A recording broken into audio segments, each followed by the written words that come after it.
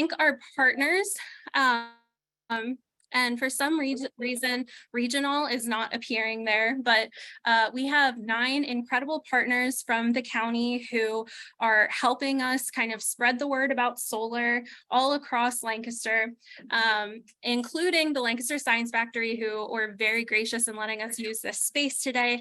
We're also going to be holding a solar happy hour here in July. It's actually going to be out in the outdoor courtyard area because they have a nice solar demonstration. So I'm going to just start from basics. We are Solar United Neighbors. We're a national 501c3 vendor neutral nonprofit organization. We're not an installer. We're not selling solar. But our mission is around education and organizing around solar. So we got started in 2007 when our founder, Anya, helped 50 of her neighbors and herself go solar in Washington, D.C.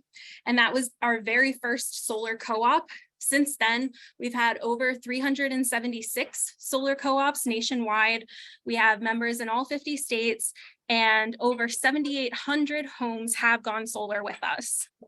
So the Pennsylvania program, we actually started in 2018, and you can see our numbers here. These are numbers that we're incredibly proud of, and for such a short period of time, we've helped a lot of people go solar already, and we're really excited to see how this program expands over the coming years. So today we're going to go over 3 separate sections. First, we're going to talk about how the solar co-op works. Second, we'll be getting into the nitty-gritty of solar technology. And then finally, we're going to talk about the financials of going solar. And at the end of each section, I'll stop and take questions.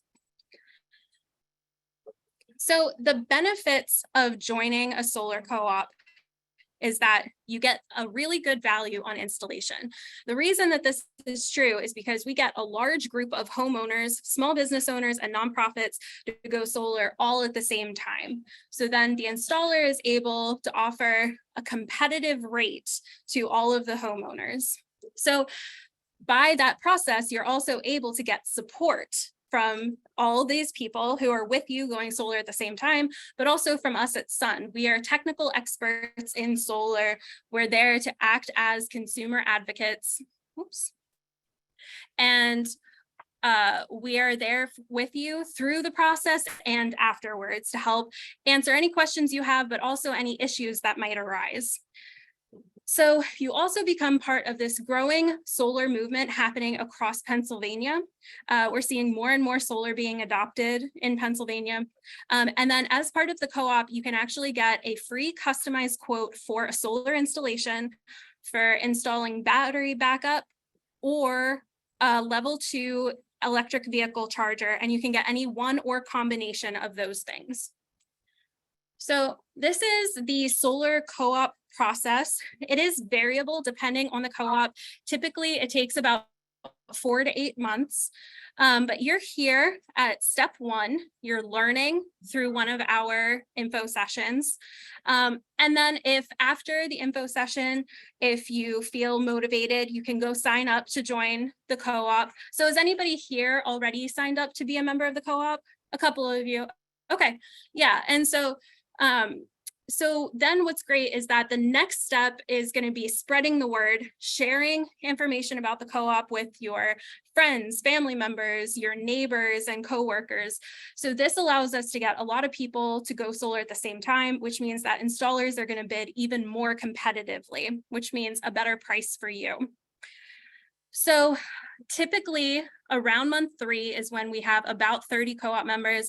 I will tell you, this co-op launched March 1st, and we're already at 65 co-op members. It has been incredible. I never in my wildest dreams expected the co-op to grow this quickly. I'm from Mannheim, so I'm like very excited about this. But so we are actually already in this phase, even though it's month 3. So we at Sun have already issued a request for proposals from installers who serve Lancaster. So they are currently bidding on the co-op. And what we're going to do, those bids are due on Wednesday. We are going to compile all of their bids and start vetting them. So we'll call their references, we'll check out the reviews online. We're going to make sure that they're properly licensed and insured.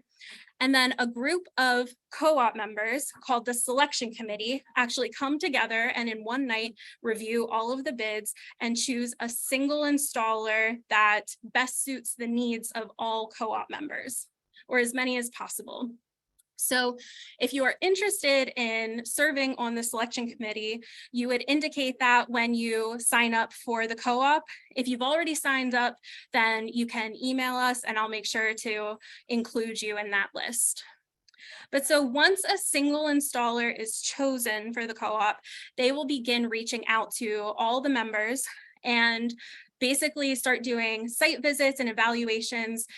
They'll ask you questions like, can I look at an energy bill so I can get an idea of how much electricity you use over a year? That way they can customize a proposal for you, for your energy needs, for your roof. And then you will have a certain amount of time to sign a contract with the installer, and that will begin the regular installation process.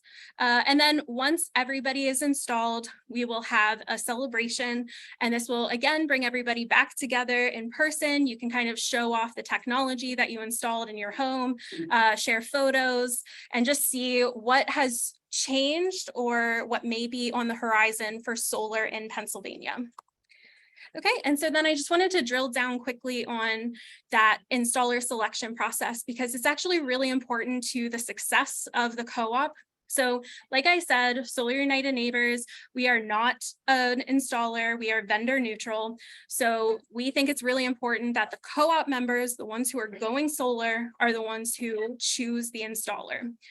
So when you sign up to join the co-op, if you sign up before the installer is chosen, you're going to be given a list of criteria that might be important to you when choosing an installer, things that you might be thinking about just on your own, whether or not you're in the co-op.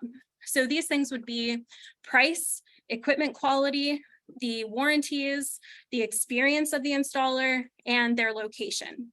So you will indicate what's important to you, and then we will compile that information for all the co-op members and give that list of priorities to the selection committee. That's how they're able to make a choice that best represents as many co-op members as possible. Okay, so I'm actually going to stop here and take any questions. Go ahead. Do you send an email address just for the Lancaster team? It's just the Pennsylvania. So the question was, do we have a separate email address just for the Lancaster team? We have one email address for Pennsylvania. And Fatima, if you can put it in the chat, it is pateam@solarunitedneighbors.org. It's along the bottom, that orange banner on the flyers in front of you. And if you didn't get a flyer, Rachel has some in the back. Yeah, go ahead. So we looked into giving solar a couple of times, and we have different quotes, but we live on a townhouse in college. Okay. And companies have, even the ones that have considered doing it, that they won't be bought. So is that thinking that the co-op will be more opportunity for us and consider the fire? Okay, so the question is about the type of roof. So somebody here has a flat roof on their townhouse, and installers have said that they won't work on flat roofs. So what we have seen in the past is that installers, if they work on them, will offer it as an adder. So there will be an additional price to do a flat roof installation, or if you have like a slate roof, something that's a little bit tougher for them to deal with. What we'll try to do ahead of the selection committee is actually look through all of the co-op members, their roof types, and things like, are they interested in a battery or an EV charger, and try to get that information so that the selection committee can choose an installer that can service as many people as possible. If there are lots of people with difficult roofs, we really want to choose an installer that can help those people. Yeah. Yep, go ahead. So we're in a situation where we need to put it on two different roofs or two different buildings. Mhm. Is that something you come across? Yeah, so the question is installing solar on two different buildings. So are they the same property? Yes. It's like a garage and So- two barns. Okay.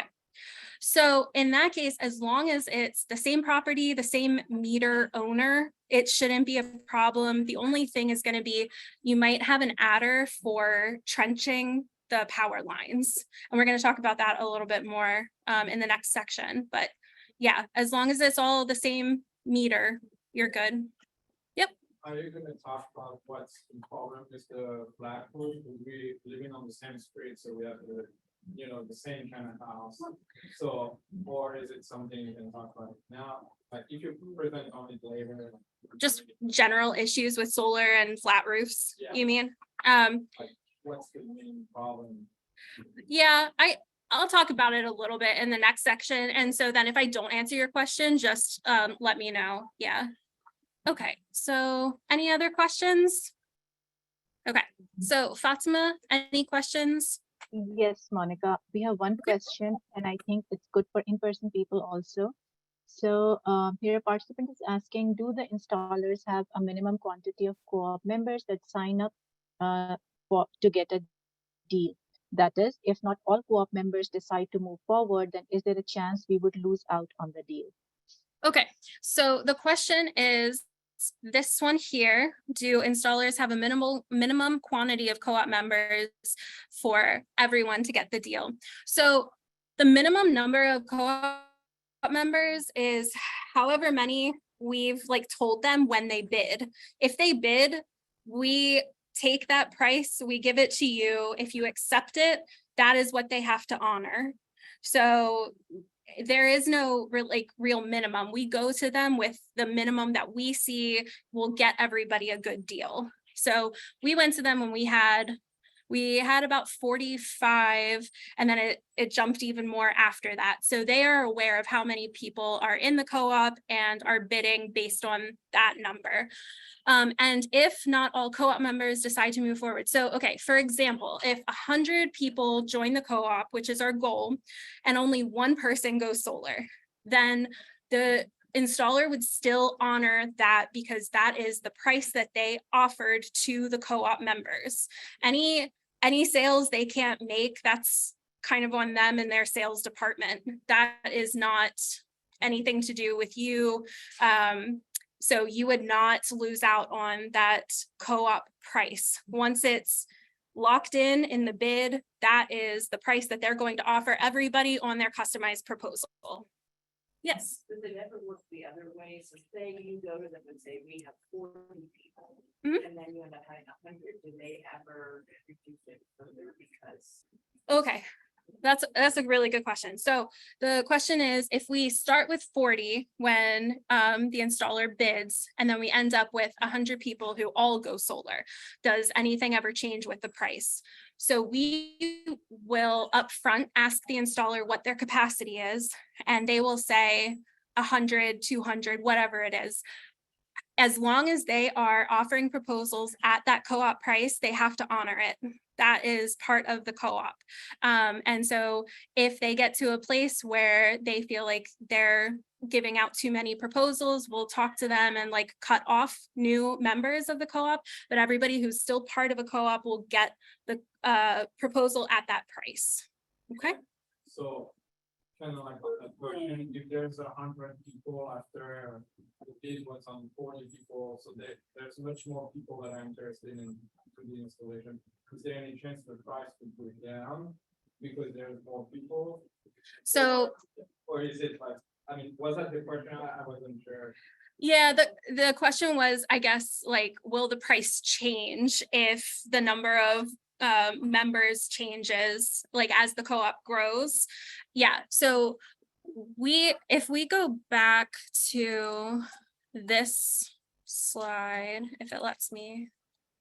Yeah, if you look at this slide, so the installer is chosen, and then the sign up deadline is actually a few months later. So the installer for this co-op is going to be chosen sometime in like mid to late April, but people can still join the co-op through the end of July. So anybody who joins through that time period is going to be able to get a customized proposal at that same price. Yep. One more. Yeah. Once you've accepted it and they've come out and done the individual bids at each house, how long is that price good for? Like you have to install within 3 months, within 12 months? So there is a contract sign deadline. So I don't remember it right offhand. I believe for this co-op, it's at the end of October. So if you get a proposal from the co-op installer here, you have to sign the contract by the end of October if you're going to. Otherwise, they don't have to honor the price anymore. No, that's going to be based on the queue that the installers got going. Yeah. What is the bid? Like if the co-op price is $25 per watt, so are they? What is it? So the bid that the installer provides is going to be a flat rate for a certain type of panel and inverter. And we're going to get into all the technology later. But so it's just a flat rate. And it might be for like a set of panels. And then if you get like the upgraded panels, it'll be slightly more. So the bid is for the technology, but then the bid also includes warranty information. It includes information about how long they've been in business and how many people they employ. That way you get kind of a holistic picture of the business that they do, what kind of service they're offering you, and if basically if they're trustworthy. Yeah. Okay, Fatima, any other questions? No other question. Okay. All right, so we're going to move into the next section, which is solar technology.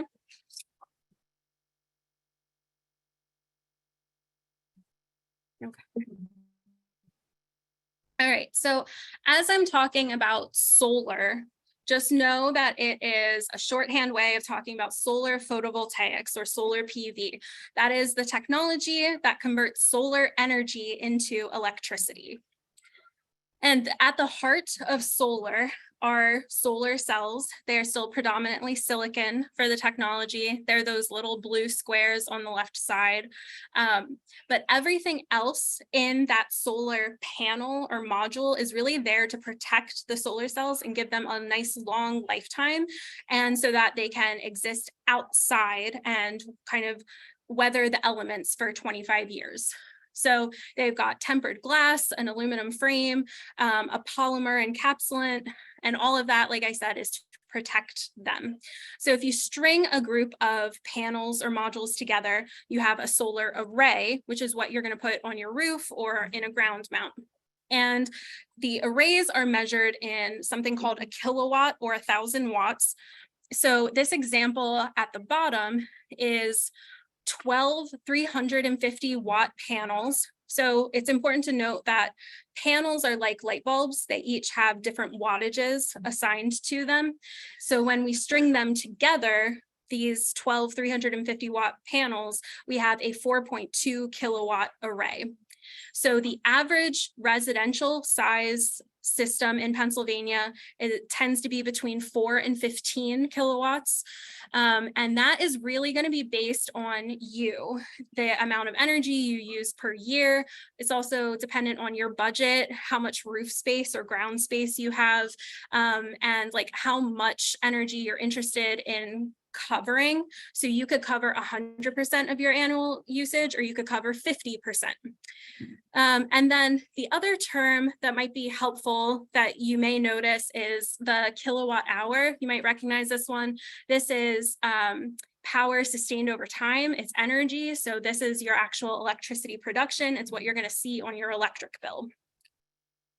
So when it comes to installing the panels on your roof, we are going to talk here about the asphalt shingle roofs.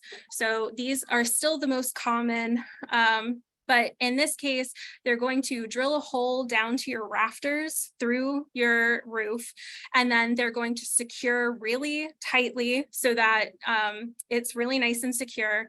And at that penetration point, they'll use a silicone sealant as well as these little sheets of metal that are known as flashing. And all of this is essentially to shear water away from the penetration point so that there are no leaks. And then if you have a metal roof, these are really good for solar because they have longer lifetimes.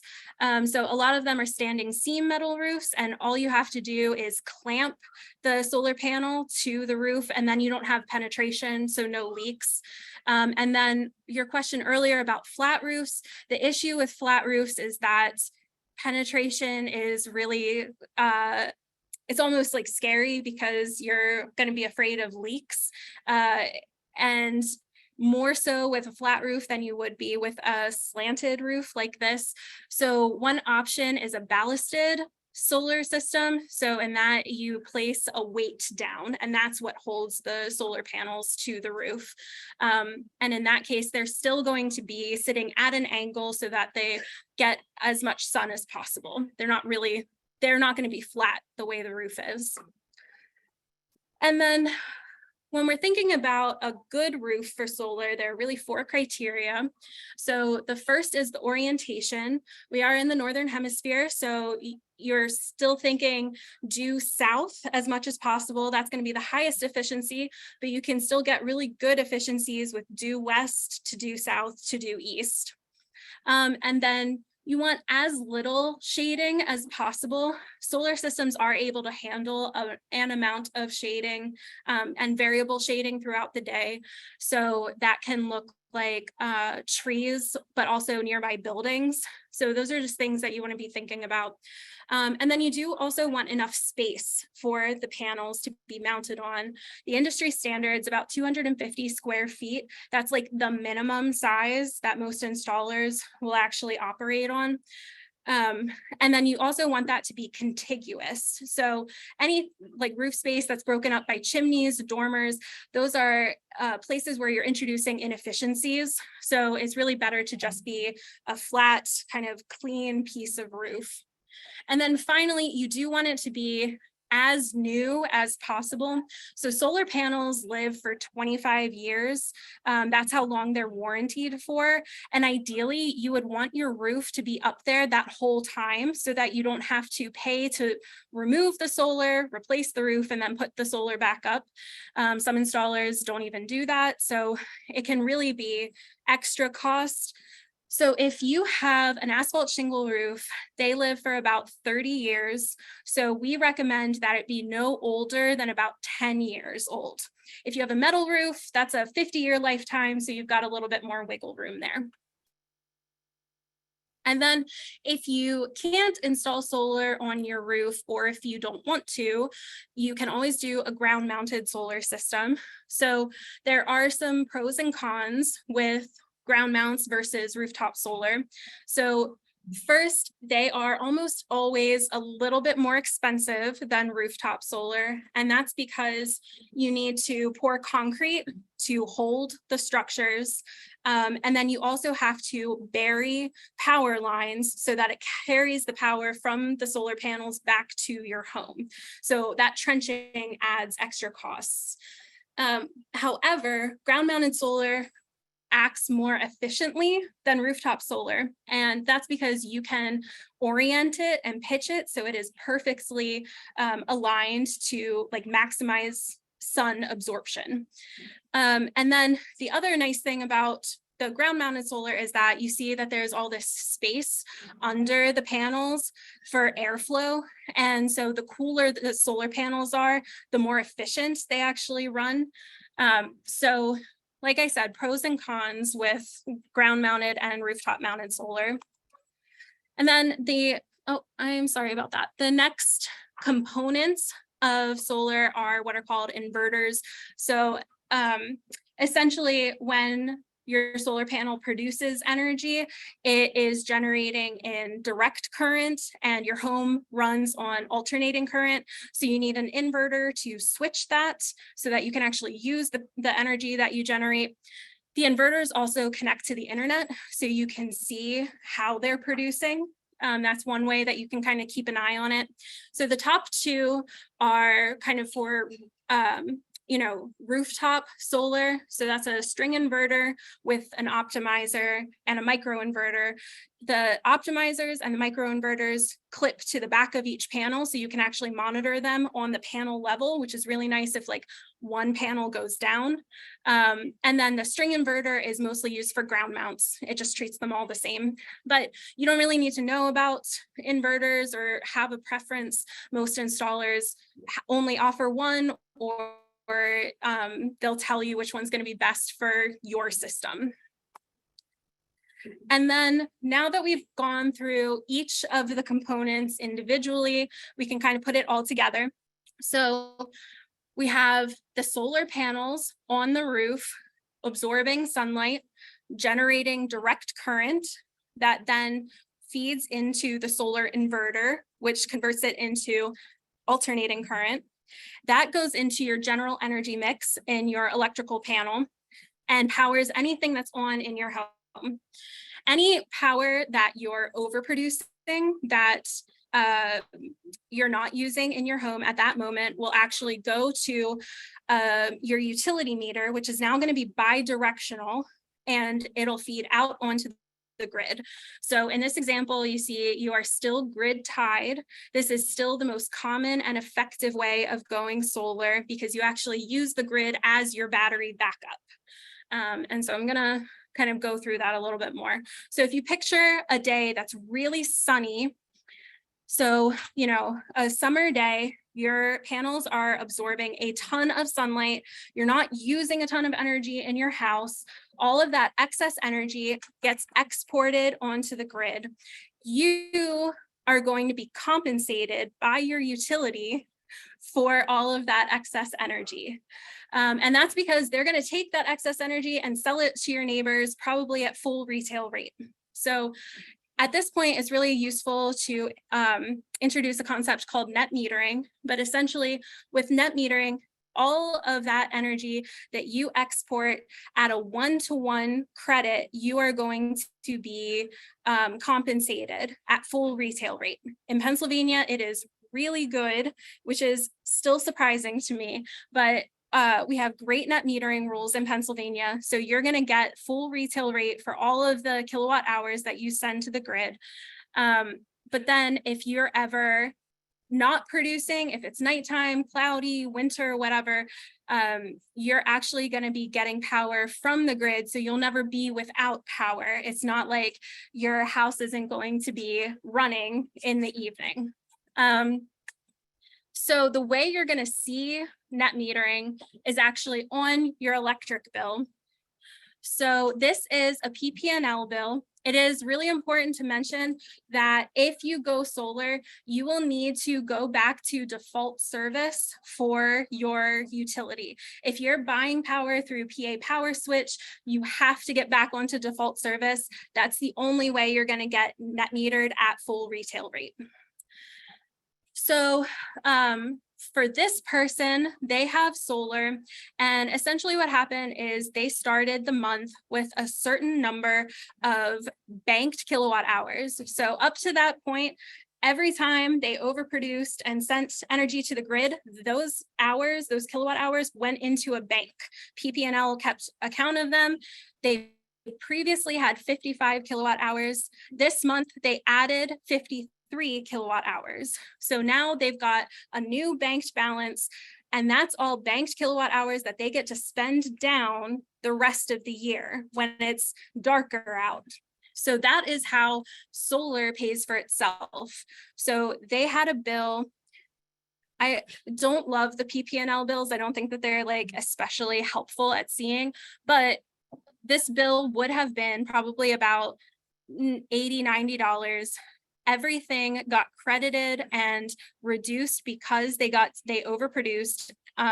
So all that was left was actually this customer charge right here. That's about $19. So that whole bill goes down to basically $20, and that's going to happen every single month because you're overproducing or you're spending down your bank. And then the other thing that we do recommend is that you actually get a consumption meter. This is because the way the dual meter, the bidirectional meter works, you actually only see what you send out to the grid and what you receive from the grid. But what you kind of need to know is how much you're generating and how much you're consuming inside your house. That gives you a complete picture of your solar production. And that tells you if your utility is actually net metering you correctly, which is one of the most common questions that we get.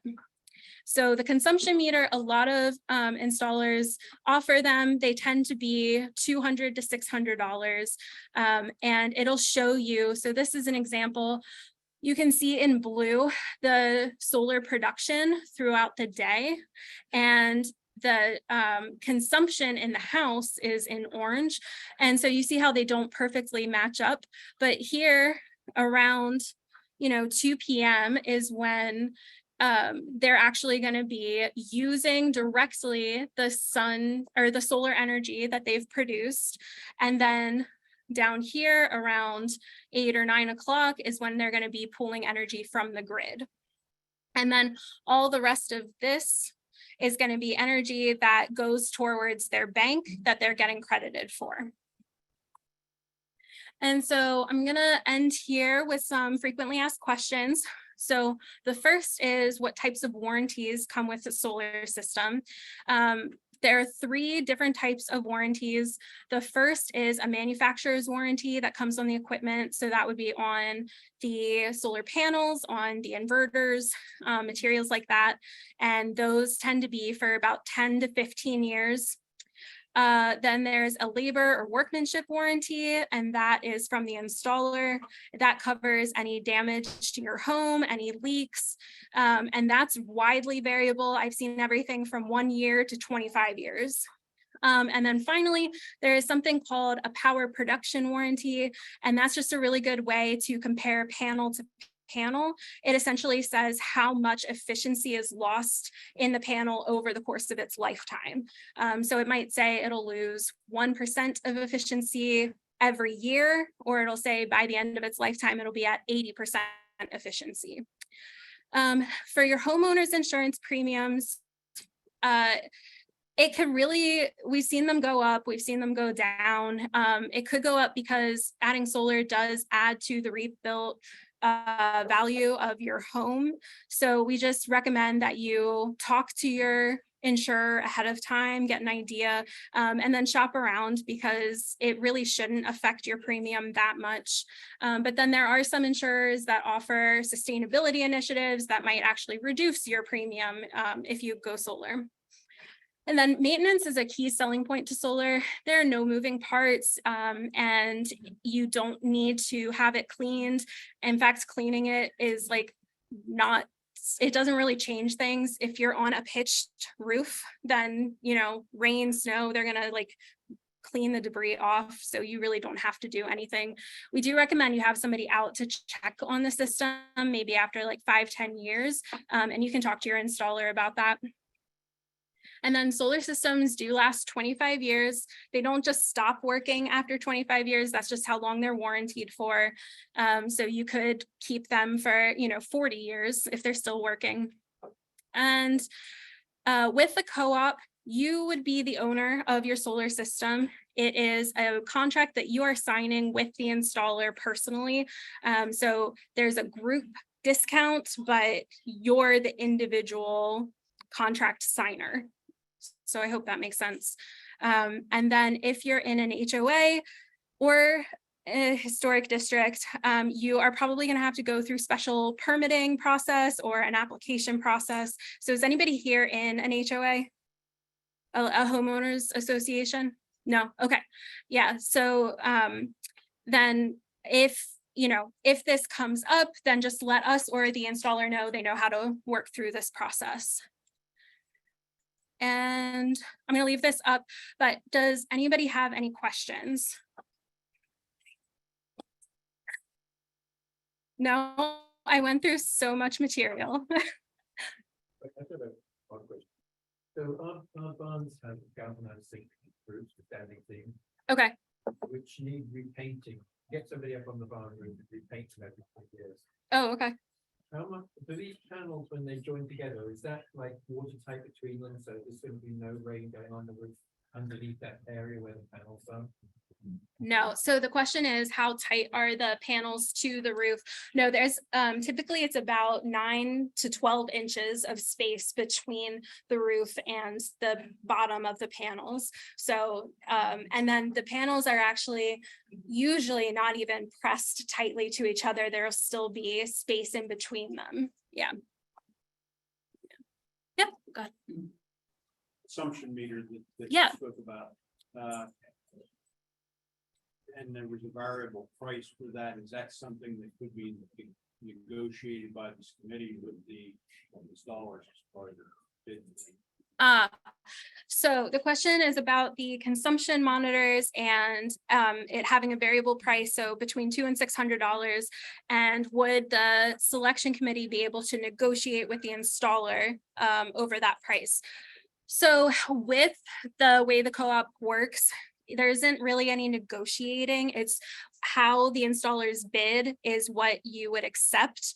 But you're going to be choosing an installer like holistically based on lots of different factors. But how they bid is that's going to be what you choose. And so then they'll honor that pricing. Yeah. Yep. If you do the ground mounted solar panels, can you graze animals? That's a great question. Yeah. So if you do ground mount, can you graze animals? Yes, you absolutely can. The most common is sheep. Is that what you're thinking? Yeah. So sheep and solar panels are often co-located. So it's called agrivoltaics. And sheep are great for that because they don't like try to climb the solar panels or like butt into them. And yeah, and it also keeps the area underneath kind of cool for them. Yeah, great question. Yep. Is that consumption meter normally included in the bids, or is that something that add on later? Is the consumption meter included in the bids or added on later? So we try to get every pricing for everything up front because we want you to know going into it, this is what you can expect. That way there are no surprises. If you need like an electric panel upgrade, we want you to know what you're looking at for that. So there are no like 11th hour costs. Yeah. Any other questions? Any questions, Fatima? No, we don't have any questions. Thank Nope. you. Okay. All right. And so now we're going to get into the last piece of the presentation. So just within the last decade, the cost of solar has come down astronomically.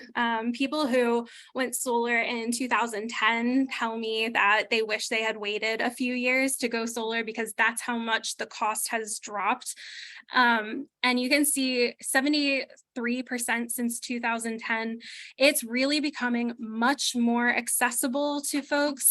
And there's a really good return on your investment when you go solar.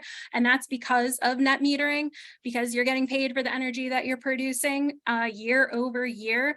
And actually the best payback on solar is when electricity prices hike, which they did last year and have been steadily increasing over the past, 4 decades. And so thinking about the cost of solar for co-op members, so we can't guarantee that you're going to save money or have like X amount of discount. And that's because we don't choose the co-op installer. You guys do. And, the co-op may not be motivated by price. They might be motivated more by installer experience or warranties. But in general, we see that co-op prices relative to other solar prices tend to be about 10 to 15% less. So you can expect to save probably about that amount. And the reason that that's true is because of how the cost of solar breaks down. So there are 3 main components to the cost of solar, which we talk about in terms of price per watt. So the first is your system components. Those are the physical materials. So the panels themselves, which have been dropping, but also inverters, wires, frames, things like that. So all of that has been coming down and then just kind of steadying out. Labor costs have actually dropped. And so that's the cost for the installers themselves. But that last cost is called soft costs. That is the piece that has actually grown. And soft costs are not just the monetary cost, but also the cost of time.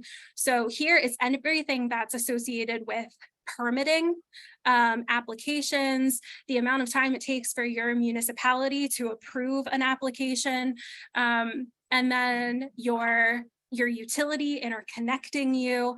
So all of that is really the bulk of the costs, but also folded into that would be things like marketing and customer acquisition for the installer.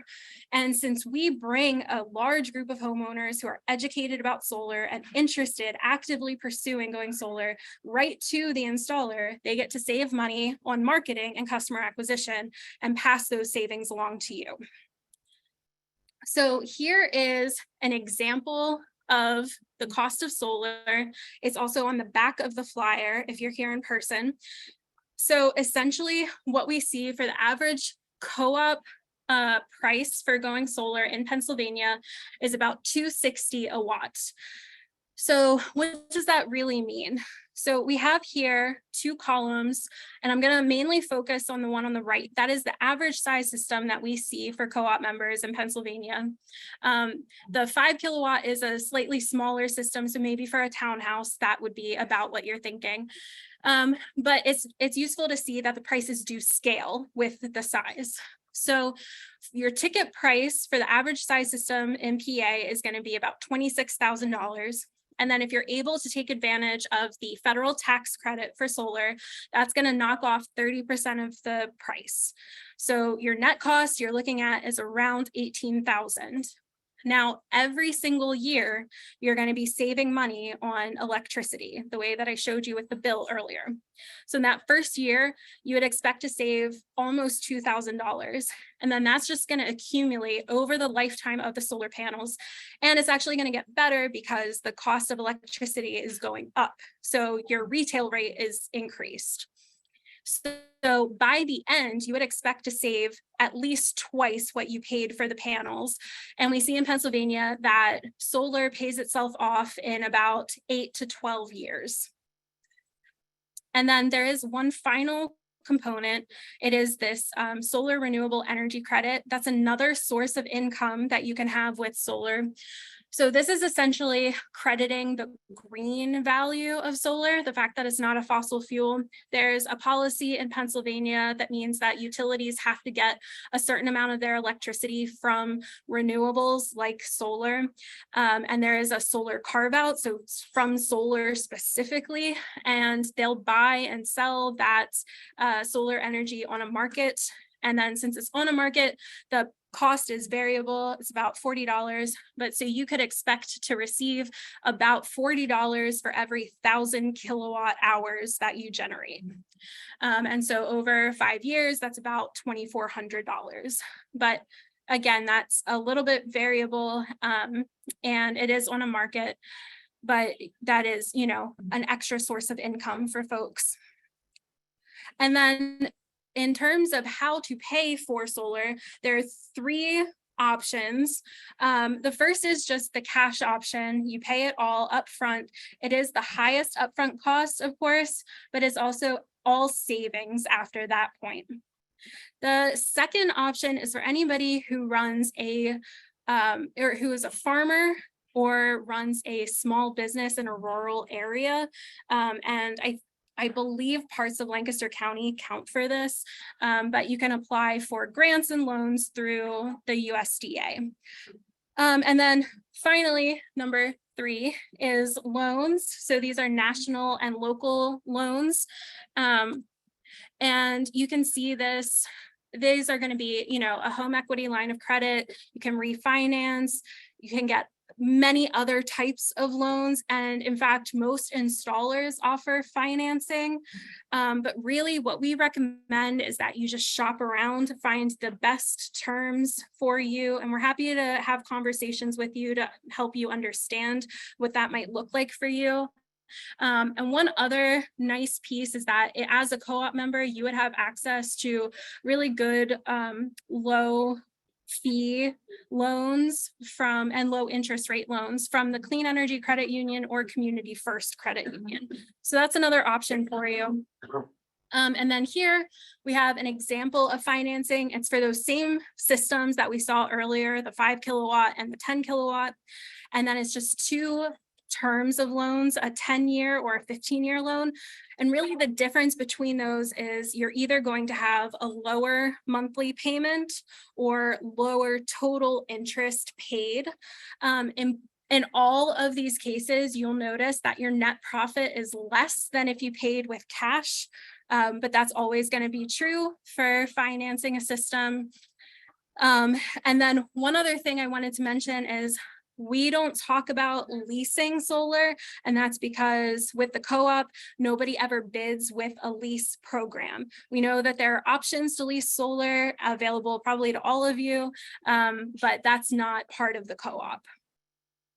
And then for anybody who wants to join the co-op, it is free. There is no obligation to go solar, and you don't have to go solar with the co-op installer. So this is our website. It's solarunitedneighbors.org/Lancaster. And right at the top of the page, you're going to want to click the Join the Co-op button. If you're here today and you didn't do this, you are not signed up for the co-op. If you signed up for Zoom but didn't sign up for the co-op, you're not signed up for the co-op. I just want to be very clear about that. There are 2 different steps. But one of the nice things, you can see more information, including those pricing tables under the co-op tab. But then you can also see the list of events that we've got, including the happy hour that's in July. And then when we have updates, we'll post them here. And so now I'm going to take a second and offer one of the best ways to get interested installers is to actually share information about the co-op with your neighbors, with your friends. And we have lots of different ways that you can get involved. So you could share the recording of this webinar with folks. We have some yard signs in the back. We have flyers. So if you are interested and willing to volunteer to support the co-op, to share information about it, there is a small little quarter sheet flyer in front of you. There's a way to sign up there to volunteer, or you can come up and talk to me afterwards, and then we'll get in touch with you later. So I'm going to pause here for any questions. Yep, go ahead. The net metering, is that guaranteed for any, like, time in Pennsylvania, or is that potentially changing it somewhere? Yeah, so net metering, is it guaranteed or is it changing? It is technically both. If you are on default service, your utility is required by law to give you full net metering at retail rate. That being said, it is a law, it could change. And we know that utilities aren't overly fond of it, mostly because it means that they're paying people for energy when they would rather be paid. So for right now, you're guaranteed it. So if that would change at some point, like setting up battery backup in top of the way to, you can bank your own energy at high points and use it down. Yeah, so if net metering goes away, is the battery backup a good option? So at that point, battery would be more economically viable. It would be a better return on your investment. You could bank the hours that you're not actually using energy and just use them later. So at that point, yeah, but at this moment, batteries are still pretty expensive. And it's hard. So one thing I should say is that if you get a battery system That is the only way that if you lose power in your area, that you will have power. If you have solar and you lose power in your area and it's daytime, your power will still go out. Your system is going to be disconnected from the grid. And that's so that you're not backfeeding energy onto the lines in case there are line workers. It's a safety measure. So if you have frequent outages, battery is really the only way to continue to have power through an outage. So I know that that was not exactly what you're asking, but yeah. So you're considering about the cost or storage capacity of batteries. I mean, I was thinking, like, we have an electric car to charge overnight. Okay. So thinking you could just charge your battery and then you've got 3 hours light to charge your car. So, okay, so the question is about the cost of batteries. So in general, what I have seen, and I will be upfront with you that like my focus is on solar. I know less about the battery piece of it, but they tend to be between 12 and 16,000 for battery, which I believe, Fatima, correct me if I'm wrong, is a like 15 kilowatt hour battery. Does that sound right? Yeah, 12 to 15, anywhere between 12 to 15. Okay, roughly 15 kilowatt hour, which is going to power a few outlets for a few days is essentially what that's going to run you. Which is why, you know, I'm saying it is still pretty expensive, maybe not the best route for folks unless they have a lot of power outages. I have to work out how much power it takes to charge that car. Well, and so I do have some slides on battery backup that I can show you, and on car chargers. So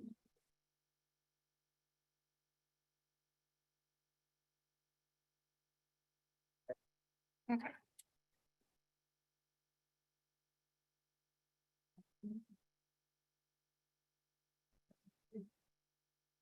And so we're gonna share the current slide. So this is the level 2 electric vehicle charger. So it does depend on which type of charger you have, but level 2, okay. And so I think a battery could power your car overnight. I'm not positive. You would have to talk to an installer about that to be positive. But it could do that. Yeah. The reason I ask is the Tesla battery. Uh-huh. The power. Tesla, you get power back and still live your house to Yeah. charge your Tesla. Right. And that's one that like I don't know that an installer is going to bid with that specific technology. Yeah, because we see lots of different batteries come through and lots of different EV chargers. Yeah. Yep. Go ahead. 2 questions on the federal tax credit. Yes. How does that 30% compare to previous years? Is that as good or better? And like we have a rental house and our primary residence. Are we able to do that on both of those, or is it limited to? Oh, that's a good question. What's that? Yeah, okay. So the question is about the federal tax credit. So it is 30% federal tax credit. It's non-refundable. It is, you know, you have to have the tax appetite for it. 30% is more, so it was just increased last year to 30%. It had previously been 26%, and before that was 30%. So it was kind of on its way down, and then Congress re-upped it and extended it out to 2032. So you have a good length of time if you're thinking about solar. And I will say that tax credit also applies to batteries, and you don't have to pair the batteries with the solar, which is new and really nice. And so the tax credit, so we are not tax professionals. I for sure am not one. If you have questions about it, I don't know that you're able to get the tax credit if you install solar on 2 homes in the same fiscal year. That I'm not sure about. I can look into it and contact you with information about that. I'm just not sure offhand. Yeah, that's a great question. Go ahead. On 30% tax credit. uh, Is that just first year? In other words, if your personal liability because of tax is less than that tax credit, you couldn't get that back necessarily. So if your tax liability is less than needed to get the full 30% in the first year, you are able to claim it. I think it's up to 5 years. So you could do it that way, but again, you should definitely talk to somebody about doing that. Yeah. Yep, go ahead. Another related question. You mentioned if applicable for that tax. Are you talking about just whether you owe the taxes or are there more issues related to that? No, so the 30% for residential is just if you owe enough in taxes. Yeah. For if you own a small business or a nonprofit that's going solar, then there are other considerations. But for you guys, it's just going to be the 30%. Yeah. I also have a question about, you mentioned the power outage. Yes. Now, in our current house, I have another question too. In our current house, we have a generator hooked up. In fact, we lost power last night. And so, Okay. so we flip off the main and then we flip on the outlet and then we plug the generator in and then we fire up the generator and we light the whole house up. Okay. Can we do the same thing? I suppose we could, couldn't we? Yeah. So the question's about if you get battery backup and there's an outage, do you have to, I guess I'm wondering, do you mean like, Without battery backup. oh, without battery backup? Without battery backup, you could still definitely have just a regular generator hooked up and power the house. Yeah, absolutely. Yeah. Yeah. The solar is really just your new incoming source of energy. And so it's just like the grid. If it goes down, then you just kind of go about your life the way you normally would if there was a power outage. Yep. Good question. Okay. We have a very old roof. Okay. Like, we're moving. And- Okay. And as the inspector said, it's basically end of life. Anyway, it's shot. Okay. We're planning to replace the whole roof. Yep.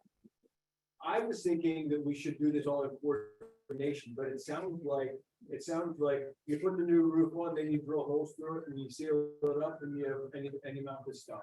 So should we coordinate that tightly or kind of not that big a deal?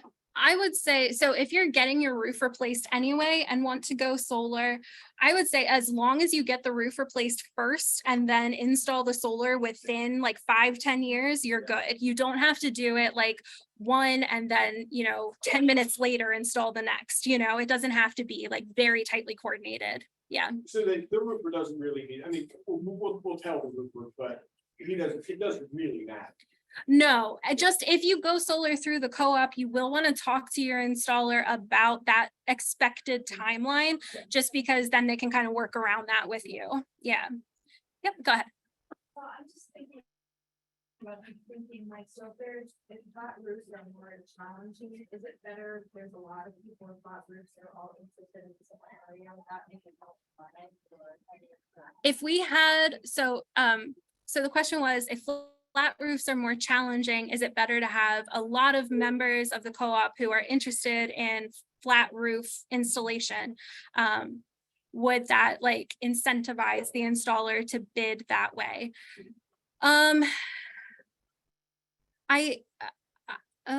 That's a good question. I'm trying to think.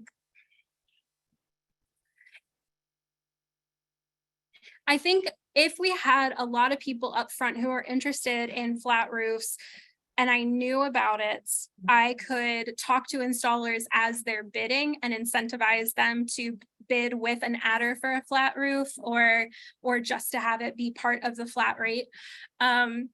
Otherwise, it's going to come down to the selection committee and like what the installers have already bid with. So there are two approaches to it. Yeah. And I don't know the stats of the co-op right now to give you an idea of like how many people have flat roofs or slate roofs or whatever. Yeah. Mostly. Okay. In the city.